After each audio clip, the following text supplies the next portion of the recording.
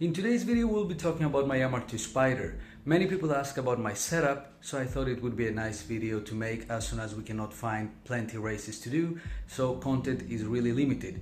We will be first going to wash the car, and once we're done we will find a nice quiet place to relax and talk about horsepower, torque, weight reduction that's done to the car, engine, bodywork, literally anything from suspension to wheels and tires and anything else done to the car. So let's go clean our little car and find a nice spot to talk.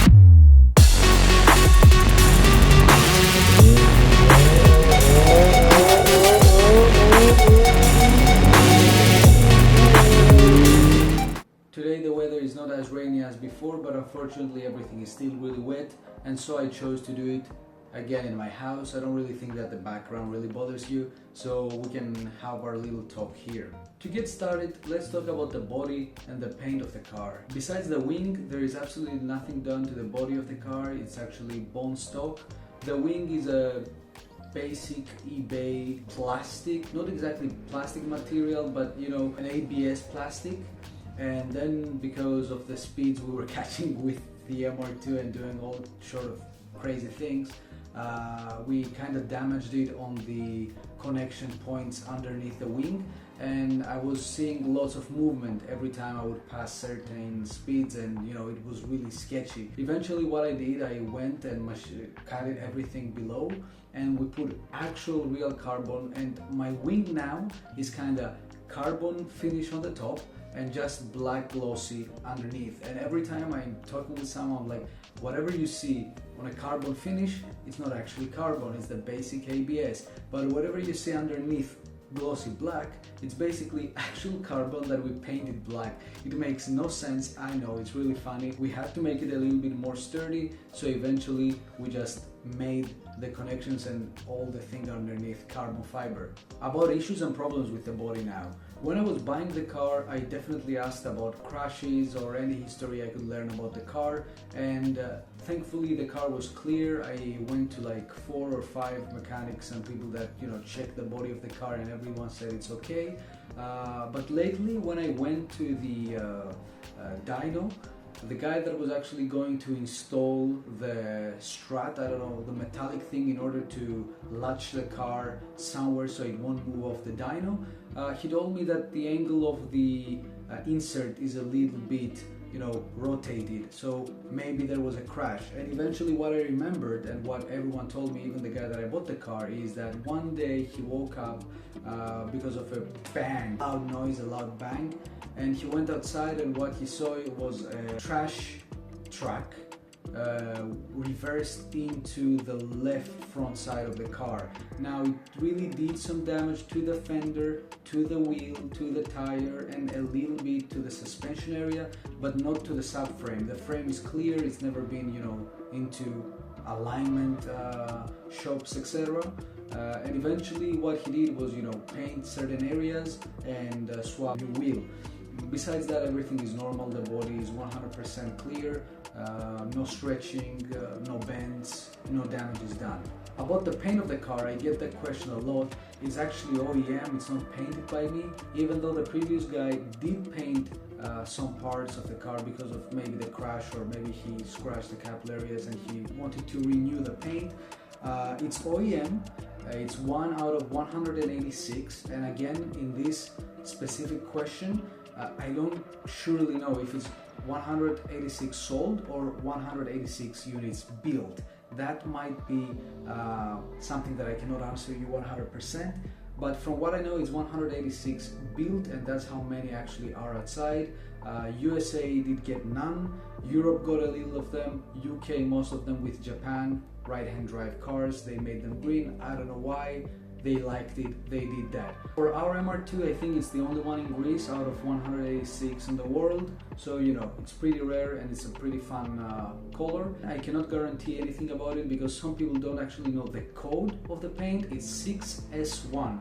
If you have a green one and you want to check, you can pop the hood, and on your left hand you're supposed to have a sticker or like an actual metal thing riveted on the body that shows the actual OEM color. If it's not 6S1, then the previous owner painted it that green. I don't know why someone would do that. I do understand that it's not the best looking paint, but for me that color is amazing and unique, and it really shines into your eye. That's basically it. Now let's move into the interior. Again, it's completely bone stock, nothing is swapped.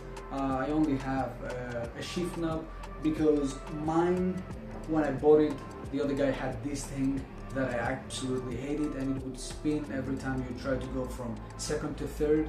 You would actually somehow swipe it and you would not get into third gear, so I hated it, and I put a long tube thingy that actually makes driving a little bit more easy and getting into shifts. I do actually like it. Some people ask me why is it so long, like an hydraulic e-brake, but no, for me it's perfectly fine. Maybe a short shifter would make a little bit more use of it because it's kind of long and it's like driving a truck, but no, I get into gears pretty easily and pretty crisply. Other things in the interior, I've just gutted a couple things. The plastics on the rear, they are pretty noisy, they are pretty old, and they make all these noises like click click and knocking every time you go over bumps. So I said, okay, let's save them, and I made more space for the daily use of the car. I can put whatever I want. It's basically as a hardtop because I have everything clear on my back, and I can put luggages, I can put backpacks, I can put everything I want, just throw them behind the seat and it's perfectly fine. I've taken what, 2 luggages, 2 huge bags, and they fit fine. Other than that, standard OEM, everything is bone stock. Getting to the outside of the car again, we can talk about the suspension. Back in the day, I bought K Sport, or basically D2 BC Racing coilovers. Everyone really told me that they are amazing, and indeed, lots of people actually use them on the MR2. For me, they did not work for the daily use of the car. They were way too stiff, and even if I put them on the softest setting, they still wouldn't drive nicely. I love the stiffness of the car, and that's why after going back to stock, I kept searching for a better suspension that wouldn't actually break my bank, and I ended up buying Coney yellow inserts. Those are again adjustable to stiffness, but not height. And you know, about the height, all I had to do is just buy lowering springs that would make sense, and they work perfectly with lowering springs. I currently use the HR 3.0, I think, or 3.5, I'm not 100% sure, and I can adjust stiffness. Whenever I go drag racing, I just stiffen a little bit the rear so I don't have to waste on the lunge a lot of the movement, you know, whenever you try to do the wheelie. And whenever I go to the track, I don't actually track the car currently, but whenever I want to go to the twisties or to some back roads, I just loosen them because the stiffness is way too much already. So I have to loosen things a little bit up. The last time I went with my friend Alex there, the rear was so happy with the stiffness. I had it every single time I would just steer, the rear end would go away like it was skating on ice. So I'm pretty happy with the suspension I'm using now. It gives me every option I would need. Stiffness, I like it the way it is because anything lower would scrap to my entry to the garage I have, and it's a bit of a headache every time you get in and out scratching. Yeah, you don't want that happening. About brakes now, I bought them from a shop called Freaky Parts, if I'm not wrong, from UK. They have a basic OEM dimension brakes for the MR2 and some other cars like Toyota Yaris, T-Sport, Celica, etc. And what they do is you order whatever exactly you want, like drilled, slotted, etc. And they do it. They even coat paints like black, blue and gold, I think.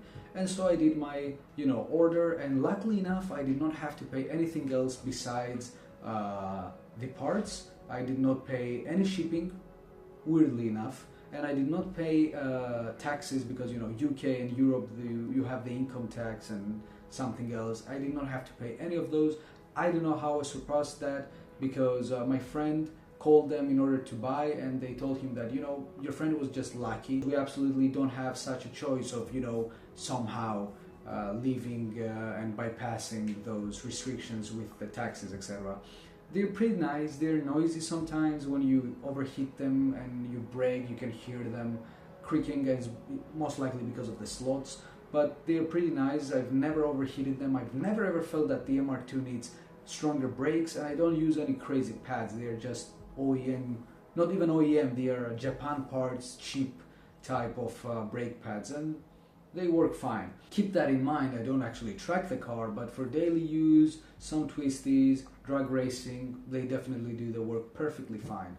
About wheels and tires now. I had OEM wheels when I bought the car. I liked them, but 6.7 or 6.8 kgs, they were pretty heavy for my needs. And I remember that I had the JR wheels on the Yaris installed, and I was like, okay, they are completely useless for the Yaris. Maybe we can do a small swap. And that's what happened. I took the wheels from the Yaris and put the stock tires again. I was using Nexen HD Plus from the previous owner. And what I've done now is just buy two new ones for the rear, 205, 50, 15. Yeah, that's it. Stock dimensions for the pre-facelift, and in the front we have 185, 55, 15. I don't really see any use by going thicker because again I don't track the car, and those tires are pretty nice for rainy and daily use. They grip nicely, and with the launches I do, they do actually survive. I see people buying all fancy stuff and eventually they get more wear, worse launch, less traction, and whenever they see that, oh, it's raining, they have trouble. So I'm like, no, I don't need to overpay a fancy tire or a sporty one to have, the nice sidewall. I just buy Nexen HD Plus, blah, blah, blah, blah, blah, blah, I don't know. The Korean tires, unfortunately, they don't make them anymore in Korea, if I'm not mistaken. But let's see if the new ones that I bought for the rear will survive as much the fronts and the old ones did. Now back to the wheels, I checked the weight on my JRs. The offset is ET35 if I'm not wrong, and they put the wheel a little bit to the outside, but still the rear needs some spacers, but the front is sitting really nice. The fitment is indeed great. And the weight of them were 6.1 kg, so it's not like a huge difference, but eventually on an unsprung or a sprung weight, actually the weight that's rotating makes a lot of difference, and you can take 1 kg, almost 1 kg from each wheel. That's 4 kilograms of sprung weight. So I do believe that it helped me, and I kind of like them. They make some sense with the green and black finish that I'm trying to give to the car. I'm looking forward to a carbon hood maybe, and a carbon frunk hood. I don't know, I always mistake which side is the front and which side is the back end of the car. Bars, sway bars, everything is bone stock, but I'm just having a small issue with my rear sway bar. Unfortunately, it's making a lot of weird noise every time you go over some bumps or speed bumps, and the thing is, the small rods that connect the sway bar to the suspension, I don't know the exact name of them, or I actually always forget them, and I call them tie rods, something like that. They tend to loosen up every single time, and then eventually every time you go over bumps, it makes a small squeaky sound. For the final fix, I wish some Loctite will actually do the job. because yeah, I just actually hate it every single time I'm going low speed and I have the right window down. I can hear chick, chick, chick, chick. It's like an old car and I just hate it absolutely. I think anything else is basically stock on the car, on the interior and the exterior, wheels, suspension, tires. I think we talked about everything. We can now get into the more serious and entertaining thing: power, transmission, exhaust, intakes, etc. Now, to begin with the transmission, I'm using the C56 standard OEM 1cc transmission. It's very long. The gear ratio is not built for the engine that I'm using. It's a 2cc GE. And basically what happened before I get an ECU, I was using the stock ECU with the 6.2k RPM lift point. Every single time I switched gears, I was, bogging the car off. I was getting off lift by a lot, and the car would just feel like you would brake. Once you shift, you go like to the front. That was really unfortunate, really unlucky. The car was losing so much potential, and eventually all the lightness of the car, the lightweight character of the car, you would miss it. It feels so heavy. We are talking about this topic on the next video that I will be uploading, Alex's Celica C64 swap transmission, and you will see more things there. Eventually these long transmissions are not any good for our cars, but for my use, the interesting part is that I had a choice. I either spend almost 1,000 euros for a transmission that is eventually weaker, will survive less, will put more danger and stress to the engine because it would use the car more on the top end, 8k RPMs all the time. And the main problem with those transmissions is that you can easily money shift it. You can put from third to second and from second to first. I've seen it 2 or 3 times in my life. In front of me I've seen a Celica going and that's it. Kaput. End. Finito. Engine, bye bye. So I just didn't really want to go through all that risk because I had my second option, and it's the ECU. Bought a complete standalone ECU Master Black. If you don't know, it's an amazing ECU. You can basically do anything from NAS to meth injection to flex fuel. You can do literally anything you want. DSG, you can put a DSG to the MR2, to anything. You can control literally everything. So I somehow spent a little bit more, but I saved on the transmission because on the quarter mile, somehow I'm faster than the 6 speeds, or unless everyone is lying. Every single post or forum I see, on the quarter miles, the MR2s with the 2cc swap and a tune don't go below 13.8, 13.7. Now I was doing those times before the tune, and the car made only 173 horsepower, not to the wheels, but engine, crank. And that's something that we have to clear up because many people think that I'm stating 193 horsepower to the wheels. No. And I really want to make a video about explaining how the 2cc works, and it's not that, no, it's not 192. It's not 192 horsepower. It wasn't for me, at least. I had plenty issues. I had wiped cams, as you could see in the other video. I had a damaged header. My exhaust was pretty bad. It was all a mess, and eventually it made only 173 horsepower. That was it. Compression wise, the engine is fine, but once we got a nice PP swap headers, it's not authentic. We made our own one in, I don't remember the city, but a really good friend of mine from pretty far away, he took his own car, his MR2, he had some jobs to do on his turbo, and he was like, hey, exhaust guy, can you just measure and make an NA header PP style? And he was like, yeah, sure. He made it on his car, and eventually they shipped it to me.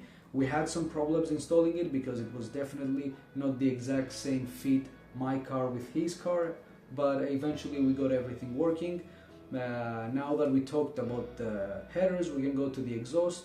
After the headers, we have a V-band, I remembered, and from the V-band we have a 63.5 millimeter tube in inner dimension, I think, not outside. Anyways, that goes to the top to a muffler, and from the muffler we have 2 exits. One exit is always open. It's a 45 millimeter really tight tube that actually suppresses any noise, and the second one on the left side is the thick one that is 63.5 but has a flap in it, a valve basically. So whenever I'm cruising, I'm pretty chill, I'm just, you know, doing my daily job, I have it closed, I have no noise, I'm legal, everything is fine, noise is not annoying at all, and whenever I want to race, use launch control, flat shifting and anything, I just click and it opens and you have full power. There you go. You need all of that because anything else on the engine is basically stuck. Bottom end, we have the oil pan, bottom assembly, pistons and everything, block, bone stock, never opened, head, bone stock, never opened, valve cover. We've opened the valve cover in order to fix the wiped cam issue and the rock around problem. We swapped and cleaned everything. We swapped the VVT gear because I had the pre-facelift one. They tend to break, you know, the bolts get loosened up and then they suddenly, boom, explode. And you have a big problem. Guess why? Because I don't know. So I put the facelift one that uses Allen torque bolts. They don't tend to loosen up, so they are safer, I guess. And that's it. Then we closed everything up, and the intake manifold now. Intake manifold is again stock. The throttle body is 70mm stock, right? So I use the exact same diameter. It's 3 inches, I think. 3-inch throttle body to 3 inches map. That's the difference. I remember now. So I don't use a muff anymore. With the standalone, I completely deleted the muff use because I would get sick of the car. It didn't drive well. Every single day the car was different. One day you say, oh, it's fast. The other day it bolts. So eventually we deleted the muff thing and we put a map sensor, or actually the ECU has a map sensor built in, so we just had to get a tube in order to connect the back pressure so the ECU can read and make adjustments. And I just put an IAT sensor for the intake temp sensor. That's what I put so we can, you know, see what type of air we're getting in. And the cone filter is an RTMG genuine 3-inch cone filter. Nothing interesting. I have a catch can that actually doesn't work as a catch can because catch cans actually have you know, the PCV valve that PCV, the valve that pushes gases through the crankcase and it vents to the intake. I did not connect it to that side because I think everything is fine, but the issue I had, and many people have on track or twisties, if you get too much oil to the top end into the valve cover and you suddenly take a very sharp right turn, some oil might actually go to the breather and from the breather straight to the intake. That's something that you don't want to deal with. So eventually what some people do, and that's what I did, you get a catch can connected to the breather and the throttle body. The throttle body is always giving nice and clean air for your breather, and if something goes wrong and your breather pushes oil, you basically catch it in the catch can and still get clean, nice air into the crankcase. So you're pretty much safe on that part. I think that's all. Harness is 1ZZ with, you know, the adapting thing that you make for the VVT-Li control. 3 wires. One is I think a ground, and then you have 2 wires for signals of the lift point. Oh, and the last thing is that I have a 1ZZ EAC-V because my 2ZZ one was, I don't know, we had some issues with my tuner. The idle was a mess while tuning the car. If you want to learn more about what happens when you tune the 2ZZ, how you tune it, how much time you need, what you need to be cautious of, you can comment it on the comment section below, and I might be making a video soon about my journey with the ECU master and the tune. Now that we have covered pretty much everything about the car and you know every single bolt on the car, it's time to talk numbers. Again, the car made 173 horsepower with the old setup. Then with the tune, the headers and everything, it went and made 192.6. Again, if you feel a bit of a is the engine damaged? Is the guy lying? Do we have some problems here? What is going on? We can eventually make a video explaining how 2ZZs never made 192 horsepower stock and how you can easily lose horsepower. For that specific reason, I have my dyno sheets here. I've put this white plain thing here the paper, because I don't want to show the graph, not because of my viewers, but because I know there are many people that actually want someone's downfall, and eventually showing them the graph would make them say, oh this, oh that, maybe this is weird, maybe that is bad. So I will be showing the graph soon, whenever I change maybe a setup, but let's get to the numbers now. So the first on the top, I think you can see, is 173. It's the bone stock one, or actually the tune one as I call, and then the 2 runs is after the tune, after the headers, after, you know, everything fixed. And the correction number, I don't know if you can see anything interesting down here, but the correction number was not pretty strict, and yeah, now I see that the paper was covering the correction number. So yeah, we made 193 horsepower not to the wheels, and we made 184 newton meters of torque. It's not too little, but it's not too much. There are more successful cars outside, and there are less successful cars outside. What mattered for me though was the quarter mile, and I can tell you it's making an amazing time. We are really close to getting to very, very low 13s, and after a clutch job, because we're using the stock clutch from the 1ZZ yet, and it really slips sometimes on the launch, and even switching from second to third, sometimes you can see the RPMs just jumping for some time and then just grabbing. So eventually when we do that, maybe, just maybe, we'll be lucky enough to break into the 12s. We don't know yet. But besides that, the car weighs 960 kilograms exactly without the spare tire, the spare wheel, and with it inside it weighs 970 kilograms, and that's how I race most of the time, unless we actually have something fun and I have to save these extra 10 kilograms. I have nothing else in mind. If you have any questions, you can definitely let me know. But I think that's it. That's pretty much it. I will be honest with you guys. I feel like maybe with the headers and everything else we did, you know, some fine tuning on the road with my tuner, maybe we actually pushed some horsepower more and we made like 196, 197, best case scenario always. But the dyno that we used was a very friendly one, a very happy one, even though my tuner said no, it's pretty strict now, we fixed it. But back in the day I would hear lots of people saying, oh, this dyno gave me crazy amount of horsepower, and then I went to another one and got like 10 horsepower less.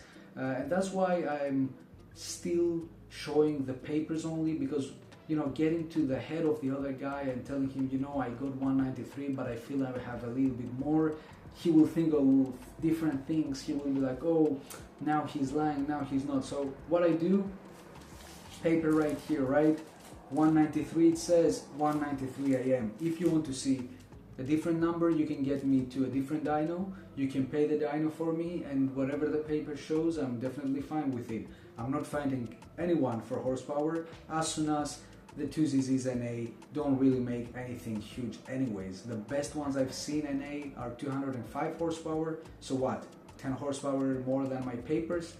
For me it's no different.